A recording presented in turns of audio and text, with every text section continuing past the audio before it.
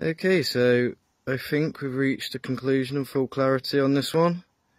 Finally solved the issue everyone has with these headlights and the TNT 125 riding at night.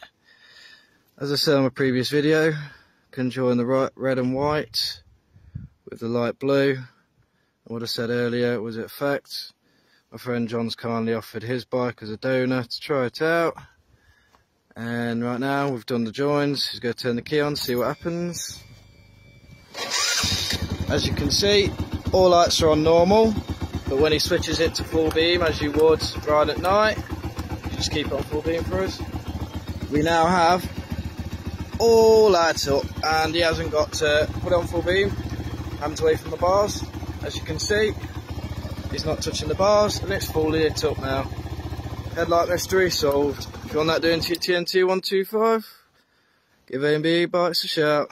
For now, we're out.